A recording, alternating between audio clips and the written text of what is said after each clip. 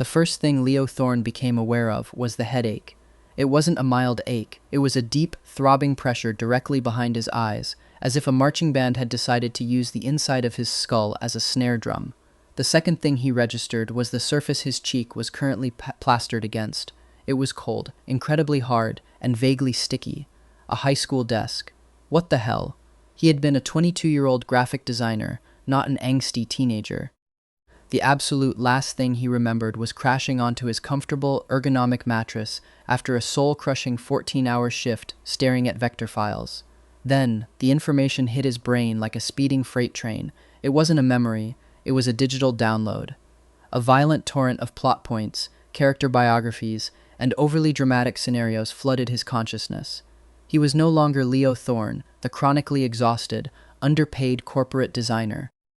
He had woken up as Leo Thorne, the primary antagonist in a trashy, overly melodramatic young adult novel he had skimmed on his phone out of sheer boredom.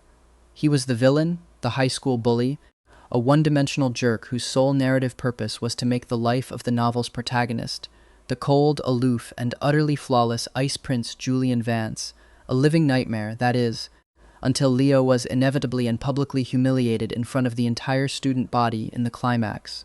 You have got to be kidding me. Leo lifted his head with agonizing slowness, the harsh fluorescent lights of the classroom stabbing his retinas. The original Leo's last act of villainy had been to tamper with Julian Vance's graded history exam, swapping his perfect score with a failing paper. It was a transparent, childishly petty prank that was meant to be exposed today, setting the stage for Leo's first major defeat. Leo blinked the grit out of his eyes and looked at the boy sitting 2 rows ahead and 1 seat over. Julian Vance. Even from behind, the guy was annoyingly, frustratingly perfect.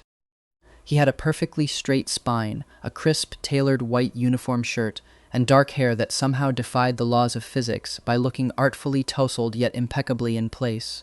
He was the human equivalent of a flawlessly brewed, ridiculously expensive cup of artisanal coffee, high quality, intimidating, and highly likely to keep you awake with anxiety. The teacher, Mr. Harrison, was droning on at the front of the room about the exam results, and Leo could practically taste the tension in the air. The moment of reckoning was approaching. Out of the corner of his eye, Leo saw a smug, expectant smirk on the face of one of the original Leo's cronies, a guy named Jax, who was eagerly waiting for the drama to unfold, and in that singular, suspended instant, Leo made a choice. It wasn't born of some grand strategy, nor was it a desperate desire to rewrite his tragic destiny. It was born of pure, unadulterated, bone-deep exhaustion. He simply couldn't be bothered. The sheer effort required to maintain a one-sided rivalry, to sneer, plot, and seethe with fabricated jealousy. It sounded 1,000 times more exhausting than his old corporate job. The original Leo had probably burned 3,000 calories a day just acting like a cartoon villain. The new Leo didn't have that kind of energy. So, he did the only thing that made logical sense to a burned-out adult trapped in a teenager's body. He yawned. It was a massive, jaw-cracking, completely unbothered yawn that drew a few confused, wide-eyed glances from the surrounding desks. Then, he pulled the hood of his oversized, faded gray sweatshirt over his head, yanked the drawstrings until only the tip of his nose was visible to the outside world, and buried his face in his folded arms. He was dead asleep before Mr. Harrison even finished handing back the first row of papers. For Julian Vance, the moment was violently anticlimactic. He had felt the familiar, prickling heat of animosity on the back of his neck all morning. He knew Leo had orchestrated something. The failing exam paper with his name crudely written on it was a dead giveaway. Julian was ready. He had his cold, cutting rebuttal perfectly mapped out in his head. He was going to expose the pathetic sabotage with a single, withering look that would send the bully shrinking back into his seat. The entire class was holding its collective breath, bracing for their weekly spectacle of warfare. Then Julian turned around. Leo wasn't glaring at him. He wasn't twirling a pen with malicious intent or whispering insults. He was a lump, a soft, gray-hoodied lump sprawled over a desk, making a very faint, rhythmic whistling sound with every breath. Julian blinked, his stoic mask slipping for a fraction of a second. He waited for the prank to trigger. He waited for the setup, the punchline, the sneer. Nothing. Mr. Harrison called Julian's name, and Julian stood up to accept his actual, perfect scoring paper. The whole supposed confrontation dissolved into thin air without a single syllable spoken by his so-called nemesis. Throughout the remainder of the agonizingly slow class, Julian's sharp gaze kept drifting back to the sleeping figure in the back row. The rise and fall of Leo's shoulders was remarkably steady, completely peaceful. A stray lock of dark hair had escaped the tight confines of the hood, curling softly against the cheap wood of the desk. Julian found himself staring at that single curl, a bizarre thought invading his highly disciplined mind. What would that feel like? It looks soft. He immediately shook his head, a faint scowl pulling at his lips. Annoyance flared in his chest. This had to be a new tactic, a psychological mind game designed to throw him off balance. But as the shrill bell rang and the gray lump didn't even twitch, as students loudly filed out of the room, and the lump remained perfectly still, Julian found himself walking slowly past Leo's desk. He paused. He looked down at the peaceful, slumbering face half hidden by the fleece. The boy's brow, usually pinched in a perpetual scowl, was totally smooth. His lips were slightly parted, letting out soft, even breaths. He looked utterly, completely at ease. A strange, entirely unfamiliar sensation tugged at the center of Julian's chest. It wasn't anger, it wasn't suspicion either, it was curiosity, accompanied by a startling, inexplicable urge to reach out and brush that stray lock of hair away from the boy's closed eyes. He didn't. Julian shoved his hands deep into the pockets of his slacks and walked out of the classroom, feeling vastly more unsettled by this silence than any screaming match could have ever made him feel. Over the next few days, Leo perfected his new life philosophy.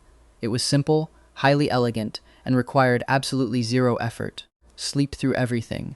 He slept through morning homeroom. He slept through passing periods, his heavy head simply migrating from the surface of one desk to the next. He slept through lunch, actively ignoring the hollow rumbling of his stomach in favor of the far more seductive call of unconsciousness. His former gang of lackeys, a trio of wannabe tough guys in leather jackets, tried desperately to approach him. "Bro, what's the play? You going to trash his locker today?" Jax, the de facto second-in-command, whispered during a painfully dry history lecture. Leo slowly lifted his head, his eyelids feeling like they were lined with lead weights. He looked at Jax through mere slits. "Who? Julian Vance, the Ice Prince, your mortal enemy?" Jax hissed, looking exasperated. Leo stared at the boy for a long blank moment. The sheer effort of forming a cohesive sentence felt monumental. "Sounds like a lot of work," he mumbled, his voice thick with sleep. Nap time, his head thunked heavily back onto the desk. Jax and the others exchanged bewildered, panicky glances. Their fearless leader had officially short-circuited.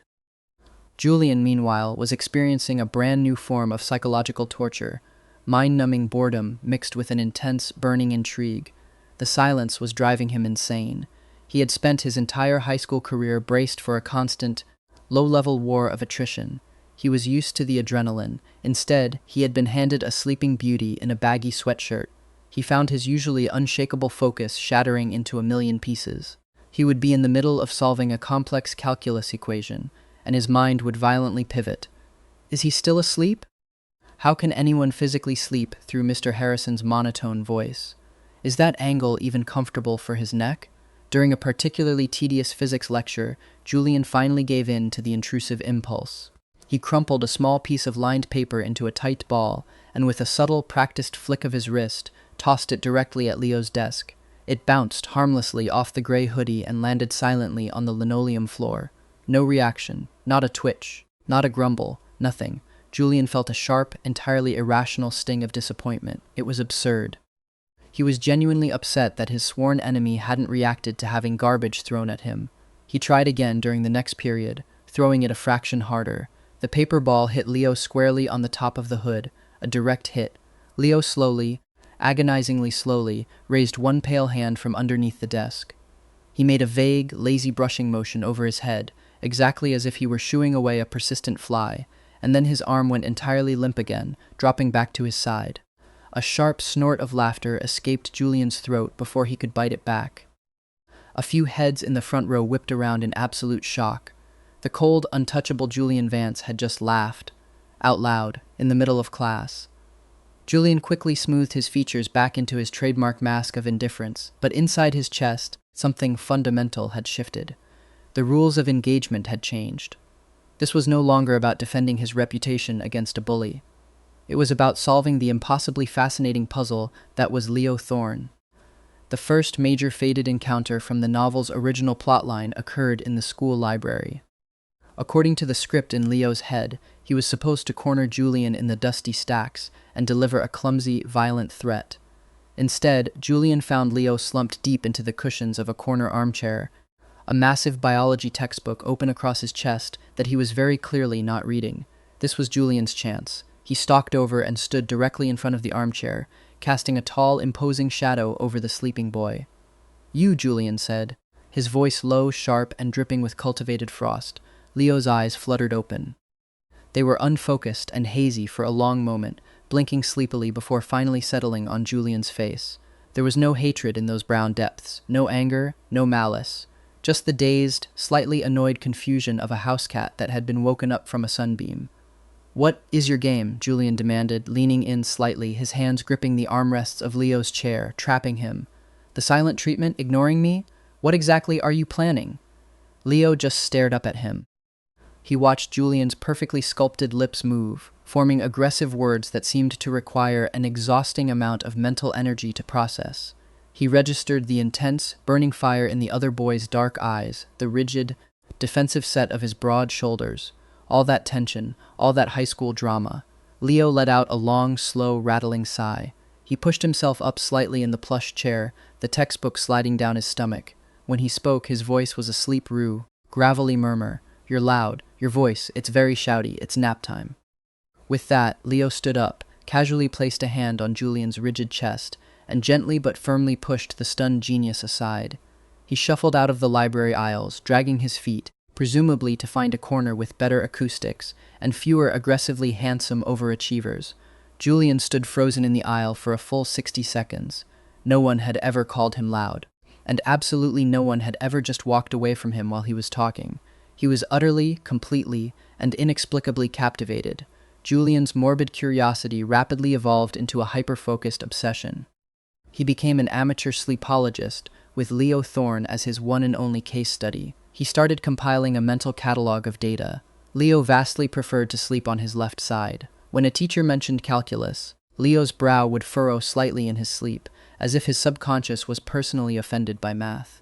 When the literature teacher read poetry, a tiny, incredibly soft smile would sometimes grace his lips. However, sleeping through all of his classes meant Leo was spectacular at failing all of his classes. Julian checked the midterm grades posted on the hallway bulletin board. Leo's scores were a catastrophic disaster zone, a string of 20s, 30s, and one glorious, baffling 15 in algebra. It was honestly a statistical marvel to score that low. The perfect opportunity to intervene presented itself sooner than Julian anticipated. Their homeroom teacher, a well-meaning but perpetually frazzled woman named Ms. Albright, had finally hit her breaking point. She watched Leo sleep through another entire period of test prep and snapped. "Leo Thorne, that is quite enough. You will stay after school today for mandatory extra tutoring. And you will not leave this room until you have correctly completed at least 3 practice problems." Leo surfaced from the depths of his hoodie like a sluggish turtle poking its head out of its shell. His expression was one of pure, unadulterated existential dread. Extra tutoring meant no afternoon nap. It meant effort. Julian saw the look of absolute horror paint Leo's face and felt a ridiculous, overwhelming surge of protectiveness flare in his gut. Before his rational brain could catch up with his impulses, his hand shot straight up into the air. "Albright," Julian said, his voice calm, clear, and commanding. "I can tutor him. It will be much more efficient. I can explain the material in a way he might actually understand." The entire classroom plunged into dead silence. You could hear a pin drop. The school's golden boy, the untouchable genius, was volunteering to spend his free time tutoring his worst enemy. Miss Albright looked just as shocked as the students, but she couldn't argue with the logic. Julian was undeniably the top student in the district. "Why, yes. All right, Julian, that is very responsible and mature of you." Leo turned his head and shot Julian a look that was 50% venomous glare and 50% desperate plea. "Why?" His eyes seemed to scream. "Why are you doing this to me?" An hour later, the school had cleared out, leaving them completely alone in the empty classroom. The late afternoon sun was beginning its slow descent, casting long, warm, golden-orange shadows across the rows of desks. Julian had pulled his chair directly next to Leo's and had a massive textbook splayed open between them. "Okay," Julian began, tapping the end of his sleek silver pen against the page. "If x equals 7, then you just need to substitute it into the base equation. 2x plus 5 becomes 2 times 7 plus 5.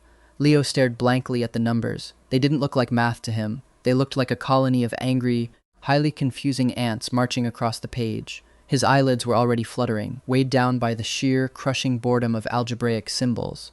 "Leo, are you even listening to me?" "Mm-hmm." Leo hummed, a non-committal, gravelly sound of protest vibrating in his chest. Julian let out a heavy sigh. He watched closely as Leo's head began its slow, inevitable descent toward the hard surface of the desk. But this time, Julian didn't let gravity win.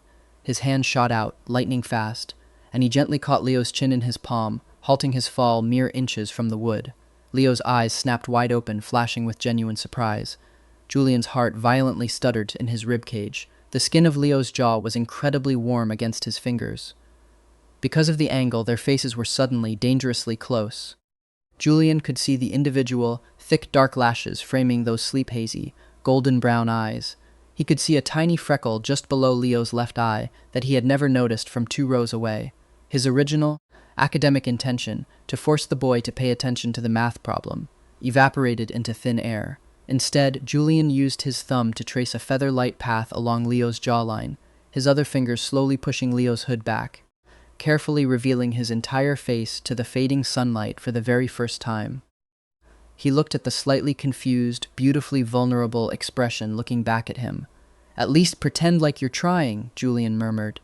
His voice was a bare, husky whisper, having completely lost that famous icy edge it usually carried. Leo's eyes, unfocused and heavily lidded, widened just a fraction. For a suspended, breathless second, they just looked at each other. The dead quiet classroom, the slanting golden hour sunlight, the impossibly gentle touch of Julian's hand holding Leo's face. It all coalesced to create a fragile bubble of intense, terrifying intimacy. Leo could see a flicker of something raw and exposed in Julian's usually guarded, calculating eyes, and Julian could see nothing but a soft, sleepy, completely disarming acceptance in Leo's. Then Leo's heavy eyelids fluttered shut once more. He gave a tiny, almost imperceptible nod, his chin still resting heavily and trustingly in the palm of Julian's hand. He wasn't pulling away, he wasn't fighting it. Julian swallowed hard, his throat suddenly dry. Slowly, with immense reluctance, he let his hand fall away from that warm skin. He cleared his throat, feeling a burning heat rising to the tips of his ears. "Right. Problem 1. Let's try again." He didn't get through problem 1. Within exactly 5 minutes, Leo was fast asleep, his cheek pressed flat against the open textbook. But this time, Julian didn't feel a single ounce of annoyance. He simply sat back in his chair and watched the gentle, rhythmic rise and fall of the boy's back. He watched the way the fading, amber sunlight gilded the soft edges of Leo's messy, dark hair. For the first time in his hyper-scheduled, high-pressure life, Julian felt a profound, settling sense of peace. He pulled his own notebook closer and began to work on his advanced coursework, perfectly, entirely content in the quiet, breathing company of his former rival. The after-school tutoring sessions rapidly devolved into an unspoken sacred routine. Every single day, the moment the final bell rang, Julian would pack his pristine leather messenger bag and walk straight to Leo's desk. He never asked if Leo was staying, and Leo never tried to bolt. They would simply end up sitting side by side in the quiet, sun-drenched classroom. Academically, the arrangement was a catastrophic failure. Julian would meticulously explain a geometric concept. Leo's head would start to drift. Julian would poke his shoulder. Leo would mumble, "Mm-hmm," and 30 seconds later, he'd be out cold. Julian tried every pedagogical tactic in the book, changing his approach, using a softer, more encouraging tone, employing visual aids. It was like trying to teach quantum physics to a very attractive, very sleepy brick wall. The moment a topic required active brain power, Leo's system simply shut down to preserve energy. But in every other conceivable way, the sessions were a resounding, life-altering success. Julian discovered that he actually studied better when Leo was there. The silence in the room wasn't the heavy, crushing emptiness of his massive, lonely family penthouse.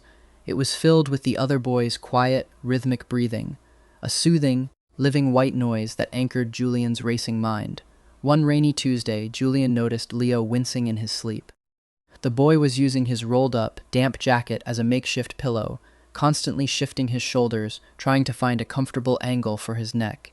It looked deeply, painfully uncomfortable. That evening, Julian Vance, the heir to the Vance corporate empire, the untouchable ice prince of the school, found himself standing in his family's cavernous walk-in linen closet, dead staring at a shelf of imported decorative pillows. He felt entirely ridiculous. What was he doing? Sneaking bedding out of his own house for the guy who used to shove him in the hallways. But the image of Leo rubbing his sore neck pushed past his pride. He bypassed the silk ones and chose a small, firm, navy blue memory foam cushion, elegant, ergonomic, and unassuming. The next day, he arrived at the classroom 5 minutes before the final bell. Before Leo trudged in, Julian placed the navy pillow squarely in the center of Leo's desk. A moment later, Leo shuffled through the doorway, his hood already pulled up, his posture screaming his readiness for a post-school coma. He stopped dead at his desk. He stared at the pillow. He looked slowly over at Julian, who was furiously pretending to read a novel, his jaw clenched tight and his face carefully neutral. Leo looked back down at the pillow. A slow, incredibly lazy, and devastatingly sweet smile spread across Leo's face. It wasn't his old signature smirk. It wasn't a sarcastic grin. It was a genuine, unguarded smile that reached all the way up to crinkle the corners of his sleep-heavy eyes. "Thanks," Leo mumbled, his voice rough and warm. He immediately sat down, placed his cheek onto the perfect contour of the memory foam, and was deeply asleep within 15 seconds. That single word, thanks, hung in the air between them, feeling like a tiny, fragile, infinitely precious gift. Julian stared blankly at his book, but the printed words were a swimming blur. All he could see in his mind's eye was the devastating beauty of that sleepy smile. The following week, emboldened by the undisputed success of the pillow, Julian escalated his campaign. The old school building's HVAC system was notoriously spotty, and the classroom could get biting cold in the late autumn afternoons. Julian smuggled a soft charcoal gray throw blanket from his living room into his locker. It was 100% pure cashmere. He waited patiently until Leo was fully settled, his breathing even and deep, his face squished into the blue pillow. Then, trying to keep his heart from hammering out of his chest, Julian stood up. He unfolded the impossibly soft blanket and draped it carefully, meticulously, over Leo's shivering shoulders, gently tucking the edges around his back to seal out the draft. The door to the classroom suddenly creaked open. A wide-eyed freshman, clutching a hall pass and looking for a forgotten textbook, froze instantly in the doorway. The scene before the underclassmen was nothing short of surreal, mind-breaking gossip material. The notoriously terrifying, robotic Julian Vance was currently gently tucking a luxurious blanket around the school's most volatile delinquent. Julian's expression wasn't cold or calculating. It was soft, entirely focused, and infinitely tender. The freshman actually gasped out loud. Julian's head snapped up like a whip. For a split second, his dark eyes flashed with that familiar, terrifying, icy glare that sent shivers down the spine of anyone who crossed him. But then he saw the sheer panic on the kid's face, and he remembered the sleeping boy beneath his hands. Julian simply raised a single elegant finger to his own lips. Shh. The silent threat was crystal clear. If you wake him, or if you tell a soul about this, I will end you. The freshman nodded mutely, practically vibrating with terror, snatched his book from a front desk, and sprinted down the hallway, his entire worldview permanently altered. Julian let out a quiet breath, sat back down in his chair, and allowed a tiny, secret smile to play on his lips as he listened to the soft exhales coming from the cashmere-wrapped lump beside him. The legend of the pillow and the cashmere blanket inevitably leaked. Despite the freshman's terror, rumors spread through the school's whispered networks like a wildfire in dry brush. The aloof academic king and the reformed, sleepy delinquent had become an inseparable, albeit silent pair. The whispers in the cafeteria were mostly curious. A few were deeply confused. But some, specifically from the shattered remnants of Leo's old gang, were venomous. They felt deeply abandoned. Their former leader, the guy who used to throw punches, was now seemingly the domesticated pet of their ultimate enemy. In their twisted minds, it was the ultimate betrayal. The universe, sensing its last desperate chance to force the original YA novel plot back on track, tried to reassert itself. They cornered Leo after school on a Friday, catching him in a deserted second-floor corridor before he could make his way to the tutoring classroom. Jax and his two heavy-set cronies physically blocked his path to the stairwell, stepping into his personal space. Well, well, well, Jax sneered, cracking his knuckles in a cliché show of intimidation. If it isn't Vance's new little lapdog, following him around all day, letting him dress you up in blankets. It's pathetic, Thorne. Leo looked at them through half-open eyes. He felt absolutely zero fear, no spike of adrenaline, just a profound, soul-deep sense of annoyance. These guys were like mosquitoes, loud, buzzing, irritating, but ultimately not worth the kinetic energy it would take to swat them away. Where's your spine gone, huh? You gonna cry to your new rich boyfriend to save you? Another lackey jeered, stepping menacingly closer, reaching out to shove Leo's shoulder. Before Leo could even process the effort required to formulate a sarcastic reply, a voice colder than liquid nitrogen cut through the stale air of the hallway. He won't need to. Julian stepped smoothly out of the shadows of the stairwell. His face was a terrifying mask of Arctic fury. His dark eyes were absolute chips of ice as he meticulously surveyed the three bullies. He didn't yell. He didn't need to raise his volume to command the space. You have exactly 5 seconds to permanently remove yourselves from my line of sight, Julian stated, his tone flat, even, and promising absolute destruction. Or I will personally ensure the headmaster receives a highly detailed, legally binding account of every single infraction you three have committed this semester, complete with timestamps, witness statements, and high-definition photographic evidence from the security cameras I have administrative access to. The color rapidly drained from the bullies' faces. They knew who Julian Vance was. They knew his family practically funded the school's endowment. They knew he never, ever made empty threats. They practically tripped over each other, scrambling away down the corridor, muttering terrified curses under their breath, leaving Leo and Julian alone in the sudden echoing silence. Julian's gaze remained hard for a second longer before it swept over to Leo, immediately melting into something soft and fraught with worry. He closed the distance between them in 2 long strides and, without uttering a single word, wrapped his large hand firmly around Leo's wrist. His grip was incredibly secure, grounding, and undeniably possessive. He pulled Leo past the stairwell, marched them up an extra flight of concrete stairs, and pushed through a heavy, rusted metal door that groaned on its hinges. They emerged into the blinding afternoon light of the school rooftop. It was a hidden sanctuary. The air up here was crisp, fresh, and smelled of upcoming rain rather than floor wax. The sprawling sky above them was a breathtaking, cinematic canvas of violently vibrant oranges, pinks, fluted purples as the sun began its final dramatic descent over the city skyline. An old weather-beaten wooden bench sat near the high chain-link fence, overlooking the athletic fields below. Julian finally released Leo's wrist, his fingers lingering on the skin for a microsecond, longer than necessary. He turned to face Leo, the anger completely drained from his posture, leaving behind an intense, vibrating vulnerability. "You do not have to deal with them," Julian said, his voice dropping an octave, softer than Leo had ever heard it. "Not ever. They are completely beneath you."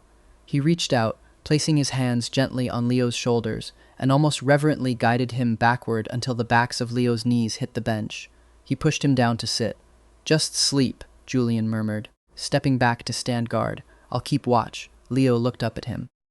He saw the genuine, raw concern etching lines around Julian's eyes. He saw the fierce, unyielding protectiveness radiating from every line of the boy's rigid posture. He saw exactly how much Julian cared. It was a sudden, intense warmth that bloomed in the very center of Leo's chest, spreading outward to his fingertips, far more effective at chasing away the cold than any cashmere blanket could ever be. It hit Leo then. This wasn't just about the quiet naps anymore. It hadn't been for a long time. It was about him. Julian cared about him. Without thinking, without analyzing the consequences or the plot of the stupid novel he was trapped in, Leo simply leaned heavily to the side and rested his head solidly against Julian's hip. He felt the taller boy violently tense, sucking in a sharp, audible breath. But a second later, Julian exhaled a long, shaky sigh and relaxed completely. Julian's hand came down, hovering hesitantly in the air for a moment, before his fingers finally tangled gently into the hair at the nape of Leo's neck. Leo closed his eyes, leaning into the touch. The sunset was undoubtedly beautiful, but the steady, frantic thumping of Julian's pulse point against his cheek was vastly more mesmerizing. His breathing slowed, syncing with the rhythm of the hand stroking his hair, and he fell into the deepest, Safest sleep he'd ever known, secure in his rooftop sanctuary with his guardian angels standing watch. The high-altitude sanctuary of the rooftop, unfortunately, could not protect Leo from the changing seasons. A sudden, vicious cold front swept through the city on a Tuesday, bringing freezing rain. Leo, in his usual state of oblivious, half-awake stumbling, had walked the entire way home in nothing but his signature thin cotton hoodie, getting thoroughly soaked to the bone. The following morning, he was an absolute disaster. He managed to drag his heavy, aching body to his desk, but he wasn't sleeping. He was shivering violently. His skin was deathly pale, save for two alarming, bright red spots of fever burning high on his cheekbones. He tried desperately to curl into a tight ball, wrapping his arms around his ribs, but a deep bone-aching chill radiated from the inside out, preventing any kind of rest. He just sat there, miserably trembling, his teeth chattering quietly, his eyes squeezed shut against the blinding classroom lights. The original, prideful bully version of Leo would have hidden this physical weakness at all costs. The new, exhausted adult trapped in this body just didn't have the willpower to care about appearances. He felt like he was actively dying. Julian noticed the second he walked through the classroom door. He always noticed everything about Leo, but this wasn't the peaceful, rhythmic sleep he had grown so incredibly fond of. This was acute, physical distress. Julian dropped his bag onto his own chair and immediately crossed the room, completely ignoring the curious, whispering stares of their classmates. He knelt gracefully on the dirty floor beside Leo's desk, reached out, and pressed the cool back of his hand firmly against Leo's forehead. It was scorching hot. Julian's brow furrowed with deep, terrifyingly genuine panic. "You're burning up," he said, his voice tight, laced with a tremor of fear he couldn't hide. Leo just let out a soft, pathetic whimper, leaning heavily into the cool touch of Julian's hand. It was a tiny, broken sound that violently twisted something deep inside Julian's chest. Julian stood up abruptly. He didn't ask permission. He walked straight to the front of the classroom where Mr. Harrison was writing on the chalkboard. "Leo Thorne is violently ill. I am escorting him to the infirmary immediately." It wasn't a request, it was an executive order. Before the teacher could even process the statement, Julian was already back at Leo's desk. He carefully, gently maneuvered Leo's limp arm over his broad shoulders and hoisted the smaller boy up. Leo groaned, his legs like jelly, leaning his entire body weight heavily against Julian's side. His fever-hot face lolled helplessly against the crook of Julian's neck. They walked agonizingly slowly out of the classroom, leaving behind a wake of utterly stunned, pin-drop silence. The school nurse took one look at Leo's dangerously flushed face, felt his pulse, and immediately ordered him to lie down on one of the narrow, crinkly, paper-lined cots in the back room. Julian practically carried him to the bed, helping him settle before pulling a thin, scratchy white blanket up to his chin. Leo instantly curled into a tight fetal position, still shivering so hard the cot rattled. "He's got a nasty viral spike," the nurse sighed, jotting notes on a clipboard. "He just needs to sleep the worst of it off until his fever breaks. I'll call his emergency contact." "No need," Julian lied smoothly. "I've already texted his guardian. They are out of town." "All right. Well, you should get back to class, Mr. Vance," the nurse suggested, gesturing to the door. "No," and that was the end of the discussion. Julian pulled a metal folding chair right up to the edge of the cot and sat down, and he stayed there. All morning, all afternoon, he watched Leo's fitful, tortured sleep, tracking the way his brow would twist in pain and then smooth out for fleeting moments. When Leo's shivering intensified, his teeth clicking together, Julian stripped off his expensive, tailored school blazer and draped it heavily over the thin blanket, adding his own body heat to the fabric. When Leo's forehead became beaded with uncomfortable sweat, Julian went to the small corner sink, wet a paper towel with ice-cold water, and carefully, meticulously dabbed the moisture over Leo's brow, his flushed cheeks, and the sensitive skin at the nape of his neck. Hours bled away. The harsh overhead fluorescents were turned off, leaving only the soft, fading afternoon light filtering through the window blinds. Finally, Leo's heavy eyelids fluttered open. His vision was swimming, glassy with the remnants of the fever, but he was far more lucid than he had been all day. The crushing, bone-deep cold had finally receded. He turned his head lazily on the pillow and saw Julian sitting there. Julian's normally flawless hair was messy and disheveled from running his hands through it. His pristine white shirt was wrinkled. He wore a look of pure, unadulterated exhaustion and desperate worry on his striking face. And then Leo realized something else. He looked down. Julian was holding his hand. Julian's long, elegant, calloused fingers were wrapped securely, warmly around Leo's slightly clammy hand. Julian's thumb was resting gently in the center of Leo's palm. "You're a massive idiot," Julian whispered into the quiet room, his voice cracking violently with sheer relief. But even as he insulted him, Julian's thumb began to move, stroking slow, incredibly soothing, rhythmic circles into the sensitive skin of Leo's palm. Leo felt a massive wave of emotion crash over him. A tidal wave so overwhelming and powerful it almost eclipsed the lingering dizziness of the fever. In his previous life, in his lonely apartment in the city, no one had ever taken care of him like this. He had always been entirely alone, expected to suffer in silence and show up to work the next day. He looked up at Julian. He looked at the stark, terrifying vulnerability shining in those dark eyes. He felt the grounding, anchoring touch of Julian's hand holding his together. A weak, incredibly fragile, yet deeply grateful smile touched the corners of Leo's chapped lips. He marshaled whatever meager strength he had left in his body and squeezed Julian's hand back as hard as he could. The simple gesture spoke volumes. "I see you. Thank you. I'm here." The ridiculous, fictional label of enemies dissolved completely and permanently into dust in that quiet, sterile infirmary room, replaced instantly by something far more profound, far more heavy and terrifyingly new. Chapter 7. The confession in the classroom. A full week later, Leo was 100% recovered, but the fundamental dynamic between the two boys had irrevocably, undeniably shifted. The quiet napping and comfortable companionship had evolved into something heavily tangible and crackling with electric tension. The stolen, sideways glances during lectures were longer now, lingering on lips and jawlines. The accidental touches, a brush of knuckles when passing a textbook.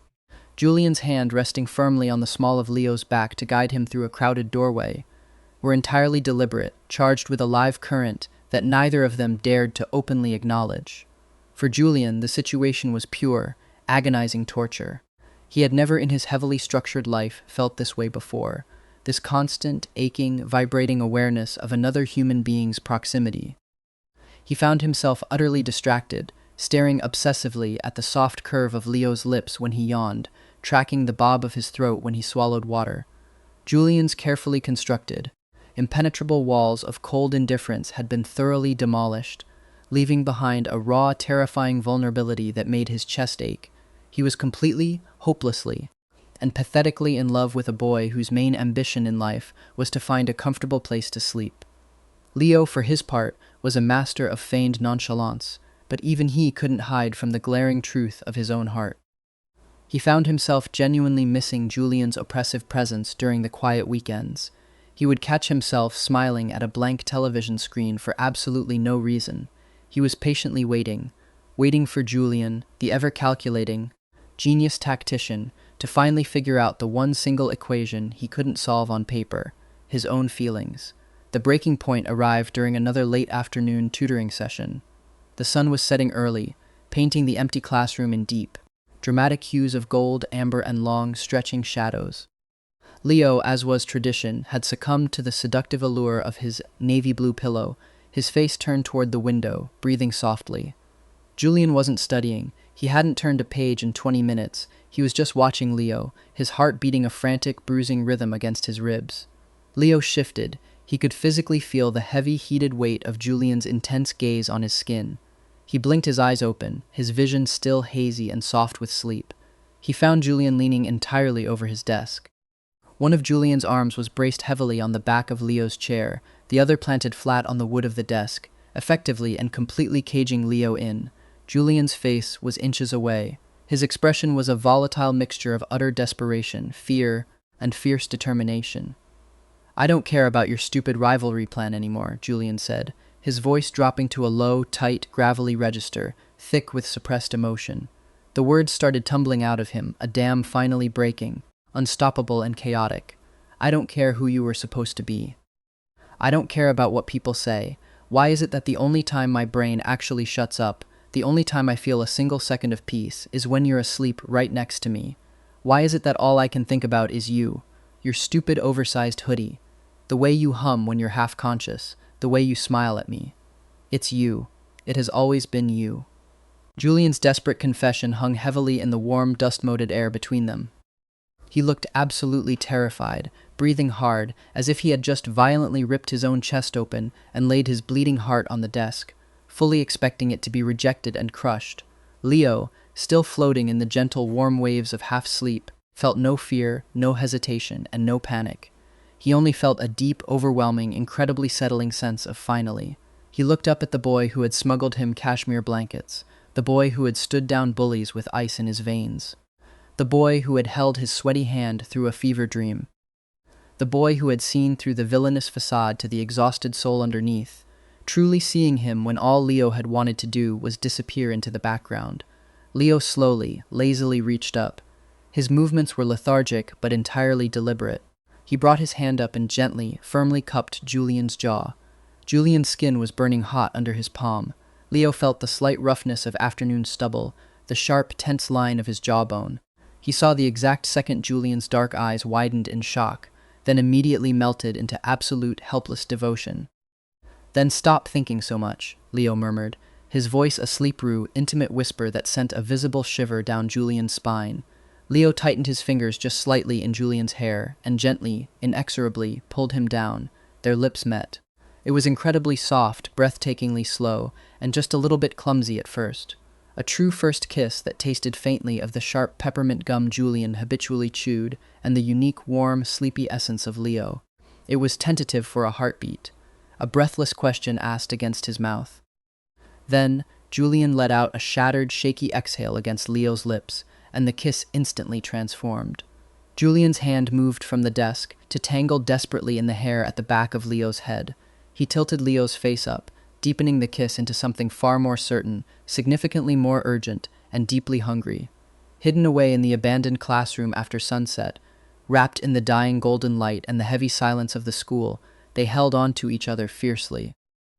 They kissed like they were the only two people left alive on the planet, pouring months of unspoken tension and desperate pining into the connection.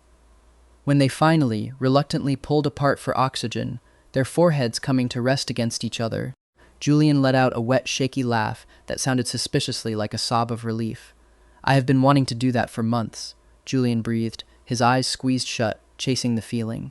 Leo smiled, his own eyes already drooping heavily again, the adrenaline spike fading back into comfortable exhaustion. His thumb lazily stroked Julian's cheekbone. "Good job," Leo mumbled softly against Julian's lips. "Now, nap time." For real. And with absolutely zero warning, Leo's muscles relaxed, and he promptly fell fast asleep right there, his head dropping heavily, coming to rest perfectly in the crook of Julian's shoulder. Julian just froze for a second, then shook his head, a massive, blinding smile of pure, unadulterated joy breaking across his normally stoic face. He wrapped both arms securely around Leo's waist, holding him impossibly close, entirely content to sit in the awkward chair and watch the sunset paint his sleeping, brilliant boyfriend in brilliant shades of gold. 3 months later, the original melodramatic plot of the novel was a distant, laughable memory, fading away like a bizarre fever dream that vanished with the morning light. There had been no grand, public humiliation. There had been no dramatic downfall orchestrated by a vengeful hero. There was just a quiet, steady, incredibly comforting rhythm of two boys falling deeply in love and falling asleep on each other, both metaphorically and increasingly literally. Leo was, unsurprisingly, still catastrophically failing math. This was now an immutable, universally accepted law of physics, as permanent and fixed as gravity, or the fact that Leo's favorite gray hoodie was perpetually lost somewhere in the depths of Julian's massive bedroom closet. Leo simply could not summon the mental fortitude to care about quadratic formulas when there were infinitely more fascinating things to observe in the world, like the adorable way Julian's brow pinched together when he was frustrated, or the exact way his soft lips moved when he passionately explained a theorem for the 8th consecutive time. But now, Leo had a very dedicated, very fiercely protective, and ridiculously handsome private tutor who got even more easily distracted by his student than he did. They were currently sprawled out in Julian's bedroom on a rainy Saturday afternoon. The massive suite was a space that had rapidly become as familiar and comforting to Leo as his own tiny apartment. It was pristine, overly organized, and permanently smelled faintly of cedarwood and the expensive, spicy cologne Julian wore. Leo had immediately, upon entering, claimed the large, velvet armchair positioned by the floor-to-ceiling window, curling his limbs up into it like a contented house cat. "Okay," Julian said firmly, sitting on the edge of his king-sized mattress, with a heavy calculus textbook open on his lap. "Derivatives. We are going to get through at least one full practice page today, Leo. I mean it." Leo made a low, humming, non-committal sound from the plush depths of the armchair. His eyes were already at half-mast, lazily tracing the broad line of Julian's shoulders through his dark t-shirt. "Focus." Julian tapped the page. "I am entirely focused," Leo murmured, his voice a velvety purr. "I'm extremely focused on you." Julian's ears instantly flushed a bright, violent pink. "That's not. You are supposed to be focused on the equation on the paper." "There's an equation?" Leo asked, his voice dripping with agonizingly thick, faux innocence. "Where? I don't see it. All I see is my very stressed, very pretty boyfriend." Julian groaned in defeat and threw a decorative silk pillow directly at his head. It bounced harmlessly off Leo's messy hair and landed on the plush carpet. Leo didn't even twitch to pick it up. He just offered that slow, devastatingly fond, sleepy smile that never failed to make Julian's highly intelligent brain completely short-circuit. "You are absolutely impossible," Julian sighed heavily. But his hands were already moving to snap the massive textbook shut. He was a strategic genius. He knew exactly when a battle was lost. He stood up, walked across the thick rug to the armchair, and looked down at his impossibly annoying, impossibly magnetic boyfriend. "Scoot over." Leo happily obliged, shifting his hips against the armrest, and Julian somehow managed to squeeze his broad frame into the velvet chair right next to him. It was an incredibly tight fit, their legs tangling together, but neither of them uttered a single complaint. Leo immediately melted sideways, leaning his full body weight against Julian, his head finding its permanent, natural resting place squarely on Julian's chest, right over his heart. "See? This is scientifically better than math," Leo mumbled, nuzzling his nose into the soft cotton of Julian's shirt. Julian wrapped his arms tightly around Leo, burying his face in Leo's dark hair, pressing a lingering kiss to his crown. "You are 100% going to fail your final exams." "Totally worth it," Leo whispered, his eyes already sliding shut. They sat exactly like that for a long, quiet hour, the rhythmic drumming of the rain against the window pane lulling them both. Julian's arms stayed firmly locked around Leo's waist, holding him flush against his body. He listened to the soft, perfectly even breathing that indicated Leo had drifted off again, and Julian smiled into the quiet room. Because this silent, profound, unbreakable intimacy was worth more to him than any Ivy League acceptance letter or perfect test score. For the rest of the school's student body, Julian Vance miraculously remained the cold, untouchable, terrifying academic king. He still stalked the hallways with perfect, intimidating posture and a blank, neutral expression. He still answered teachers' complex questions with crisp, robotic precision. He still caused underclassmen to scatter with a single icy glare. But those who looked closely, really closely, could clearly see the cracks in the ice. They would catch the exact moment his dark, intense eyes would instantly soften, melting into something warm and fond, just for a fraction of a second, whenever a certain slouching boy in a faded hoodie dragged his feet into the classroom. They would notice the absolute ghost of a smirk that would tug at the corners of his mouth when his expensive smartwatch buzzed under his cuff with a text message that simply read, "Nap," or "Hungry," or, on one particularly memorable Tuesday during AP Chemistry, "Dreamed about you. You were trying to explain algebra. It was a terrifying nightmare. Pulse save me." They would undeniably notice that the Ice Prince always seemed to have a spare, soft sweater tucked into his messenger bag, or a steaming hot green tea from the premium vending machine that he would wordlessly, delicately place onto Leo's desk before the first period bell even rang. They would see them at lunch, sitting together in their fiercely guarded corner table in the cafeteria. Julian meticulously eating his perfectly balanced, chef-prepared bento box, while Leo was completely passed out, face down on the table, using Julian's neatly folded uniform jacket as a makeshift pillow, Julian's hand resting protectively on the back of his neck. The malicious rumors had died a swift death. When it became abundantly clear that the two of them were simply them, an impenetrable unit, a bonded pair, fitting together the way certain things in nature simply belonged. The gossip lost all its venom. Even Jax and the old gang had learned to keep a wide berth, intimidated less by Julian's cold threats of expulsion, and more by the simple, baffling fact that Leo just genuinely did not care enough about their existence to even look at them anymore. They walked home together every single day now. It was an ironclad, unspoken rule, as natural and necessary as drawing breath. Even on the days when Julian had mandatory student council meetings or AP review sessions, Leo would patiently wait. He would find a quiet bench on the campus green, pull his oversized hood up, and take a solid 2-hour nap until his boyfriend was finally free. They always took the long, scenic route through the city park. The path was quiet, lined with towering, ancient oak trees and old iron benches where elderly couples sat feeding the pigeons. It was their sanctuary time. Today, the autumn air was crisp, and their hands were loosely, comfortably intertwined, swinging slightly between them. Their fingers brushed in a constant, silent communication of affection. Julian was, predictably, stubbornly still trying to teach. The substitution method for systems of equations really isn't that hard, Leo, he was saying, gesturing emphatically with his free hand. You just isolate the variable in one equation, and then you physically plug it into the other one. It's just a logic puzzle. It's satisfying. Leo hummed, a long, drawn-out sound that definitively meant he was absolutely not listening to a single word being spoken. He was entirely focused on the physical sensation of Julian's pinky finger linked firmly with his own. He was focused on the calloused warmth of Julian's broad palm, and the specific way the late afternoon, golden hour sun caught the reddish highlights hidden in Julian's dark hair. It was infinitely more captivating than algebra. Leo, are you even actively listening to my words? Julian sighed. Absolutely, Leo lied effortlessly, his voice airy and dreamy. Julian stopped walking abruptly, tugging on Leo's hand to spin him around, one dark eyebrow raised in severe skepticism. Really? Then tell me, what exact mathematical concept did I just explain? Leo blinked at him slowly, deliberately, looking exactly like a spoiled cat, considering whether or not to acknowledge its owner's commands. You said something highly complicated about puzzles, and numbers, and me. You definitely mentioned how much you like holding my hand. A loud, sudden bark of laughter escaped Julian's chest before he could trap it.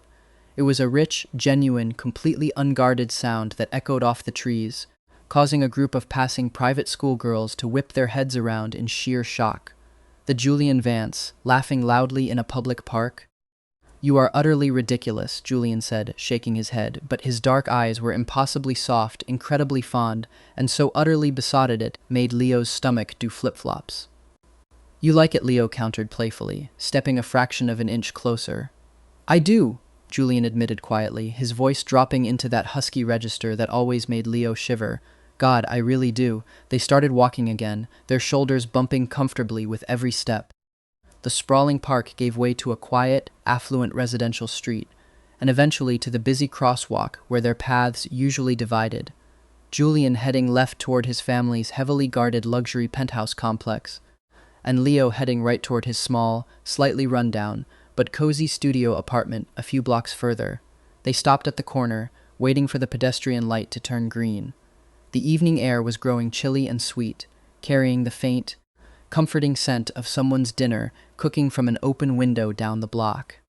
The street was momentarily quiet, leaving just the two of them standing under the rhythmic orange glow of the blinking pedestrian signal. Leo turned his head and looked at Julian. Really, truly looked at his sharp profile, illuminated by the soft halo of the street lamp. He noted the slight, endearing furrow in Julian's brow as his genius brain mentally continued to try and solve the math problem in his head. He was so perfectly, so adorably, so intensely serious about everything, always thinking ahead, always calculating the risks, always trying to solve the next impossible puzzle. Except for when he was with Leo. When he was with Leo, Julian just was.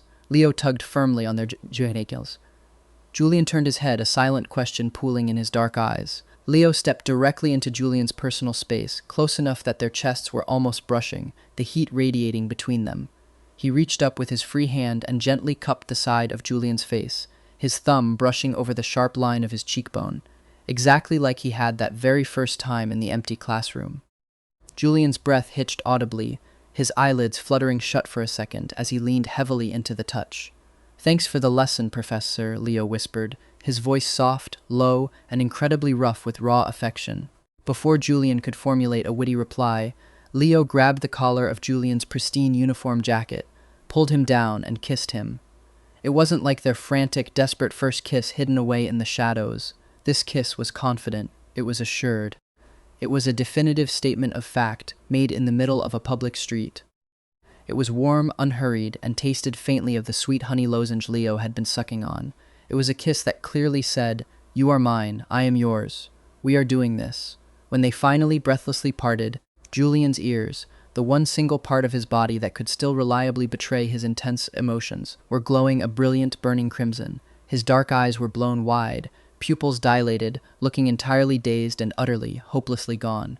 "You—" Julian started, his voice cracking slightly, clearing his throat awkwardly. He glanced around the empty street. "Leo." "We are standing in public." Leo grinned.